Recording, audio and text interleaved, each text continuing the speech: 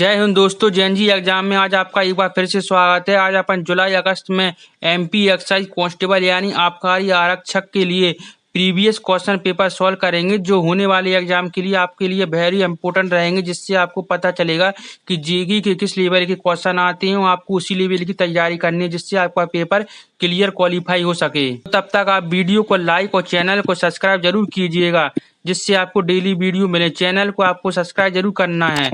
आज अपन करेंगे 23 फरवरी 2023 का दूसरी शिफ्ट वाला पेपर। क्वेश्चन नंबर आज का फर्स्ट, यशवंत सिंह की आत्मकथा निम्नलिखित में से कौन सी है।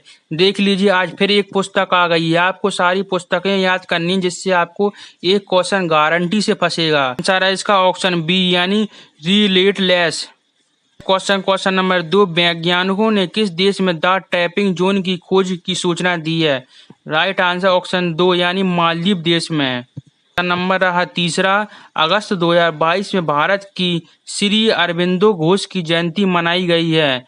राइट आंसर ऑप्शन सी यानी 150वीं जयंती मनाई गई है। क्वेश्चन नंबर 4, देश के लिए पिंगली बेकाया के योगदान का जश्न मनाने के लिए संस्कृति मंत्रालय द्वारा तिरंगा उत्सव किस दिन आयोजित किया गया था। राइट आंसर ऑप्शन डी यानी 2 अगस्त 2022 को। क्वेश्चन नंबर 5, 24 नवंबर 2022 को अनवर इब्राहिम को किस देश का 10वां प्रधानमंत्री चुना गया है। राइट आंसर ऑप्शन बी यानी मलेशिया को। आप देख लीजिए क्वेश्चन का किस लेवल का क्वेश्चन है और किस डीप में क्वेश्चन आ रहे हैं। क्वेश्चन नंबर 6, आर वेंकटरमण को सितंबर 2022 में निम्नलिखित में से किस पद पर नियुक्त किया गया है। राइट आंसर है ऑप्शन बी यानी भारत के महान्यायवादी 2022 के। आपको 2025 के महान्यायवादी कौन है यह भी याद कर लेना है। क्वेश्चन नंबर 7, निम्नलिखित में से किस संस्था में 2022 में पोषण अभियान का एक रिपोर्ट जारी की गई है। राइट आंसर ऑप्शन बी यानी नीति आयोग के द्वारा। नंबर 8, प्रोजेक्ट 17A तारागिरी का तीसरा स्टेल्थ फिगमेंट हाल ही में निम्नलिखित में से किसके द्वारा लॉन्च किया गया था। इसका राइट आंसर रहेगा ऑप्शन ए यानी मझगांव डॉक शिपयार्ड लिमिटेड के द्वारा। क्वेश्चन नंबर 9, भारत अमेरिका संयुक्त विशेष बल अभ्यास वज्र प्रहार का 13वां संस्करण कहाँ संपन्न हुआ। राइट आंसर ऑप्शन सी यानी हिमाचल प्रदेश में। क्वेश्चन नंबर 10, पानीपत के प्रथम युद्ध में बाबर ने किसे हराया था। राइट आंसर रहेगा इसका ऑप्शन बी यानी इब्राहिम लोदी को। क्वेश्चन नंबर 11, खानवा का युद्ध बाबर ने किसके विरुद्ध लड़ा था। तो राइट आंसर है ऑप्शन बी यानी राणा सांगा के विरुद्ध लड़ा था। क्वेश्चन नंबर 12, कौन सा अधिकारी मराठा साम्राज्य की खुफिया जानकारी पदों और घरेलू मामलों के लिए जिम्मेदार था।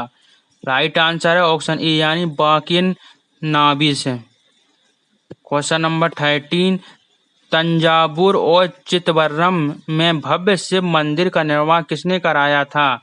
राइट आंसर है इसका ऑप्शन सी यानी चोल ने। क्वेश्चन नंबर 14, निम्नलिखित में से कौन सा वाणिज्य बैंक की संपत्ति नहीं है। राइट आंसर ऑप्शन डी यानी चालू खाता जमा। यहाँ से इकोनॉमिक्स के क्वेश्चन चालू हो गए हैं। क्वेश्चन नंबर 15, भारत में फैक्टरिंग सेवा का विचार किस समिति ने दिया है। राइट आंसर ऑप्शन सी यानी बाघुल समिति ने। क्वेश्चन नंबर 16, निम्नलिखित में से किसने योजना आयोग का स्थान लिया है।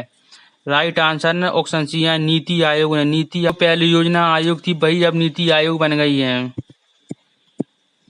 क्वेश्चन नंबर 17, नीति आयोग का पूर्ण रूप क्या होता है। राइट आंसर सी यानी भारत बदलने का राष्ट्रीय संस्थान, इसे नीति आयोग कहते हैं।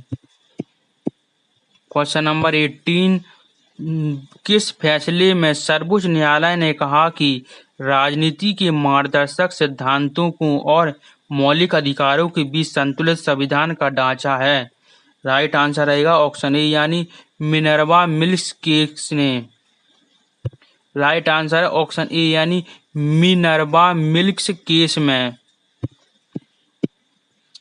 क्वेश्चन नंबर 19, किस अनुच्छेद के तहत यह प्रदान किया जाता है कि यदि कोई राष्ट्रपति बीमारी के कारण कार्य करने में असमर्थ है और उपराष्ट्रपति उसके ठीक होने तक राष्ट्रपति पद धारण कर सकता है।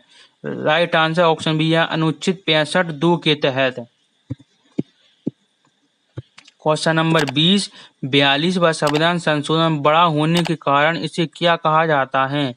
राइट आंसर ऑप्शन सी यानी लघु संविधान। तो यहाँ हमारे जी के खत्म हुए क्वेश्चन। अब साइंस के क्वेश्चन स्टार्ट हो गए हैं, इसलिए आपको साइंस के क्वेश्चन भी ध्यान से पढ़नी है।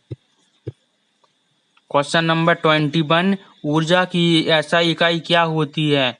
राइट आंसर है और जूल। जूल को ऊर्जा की एसआई इकाई कहते हैं।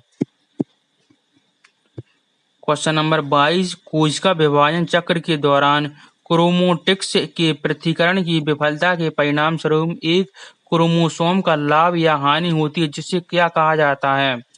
राइट आंसर ऑप्शन बी यानी असंतुलित गुणसूत्र। क्वेश्चन नंबर 23, आपके कैलोरी सेवन का कितना प्रतिशत कार्बोहाइड्रेट से आना चाहिए? राइट आंसर ऑप्शन डी यानी 50 से 60% तक। क्वेश्चन नंबर 24, निम्नलिखित में से कौन सा पादप रोग कवक द्वारा नहीं होता है? राइट आंसर ऑप्शन डी यानी कुसूफर पौधों का काला सड़न। क्वेश्चन नंबर 25, निम्नलिखित में से कौन सा एक गैसीय पादप हार्मोन है? राइट आंसर ऑप्शन सी यानी इथिलीन। क्वेश्चन नंबर 26, एल्काइन सजातीय श्रेणी का पहला सदस्य क्या है? राइट आंसर ऑप्शन ए यानी एथाइन। क्वेश्चन नंबर 27, निम्नलिखित में से कौन सा एक ही सजातीय श्रृंखला से संबंधित नहीं है? राइट आंसर ऑप्शन डी यानी C4H8। क्वेश्चन नंबर 28, निम्नलिखित में से कौन सी विशेषता गैसीय प्रधान पर एक दोष के रूप में लागू होती है? राइट आंसर ऑप्शन सी यानी तुरंत प्रज्वलित नहीं किया जा सकता।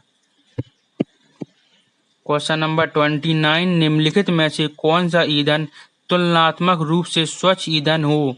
राइट आंसर है ऑप्शन डी यानी प्राकृतिक गैस। क्वेश्चन नंबर 30, राइजोफिल्ट्रेशन क्या है? राइट आंसर ऑप्शन सी यानी जल जैवोपचार की तकनीक है। क्वेश्चन नंबर 31, नाइट्रोजन स्थिरीकरण में कौन सा तत्व महत्वपूर्ण योगदान करता है? राइट आंसर ऑप्शन ए यानी MO।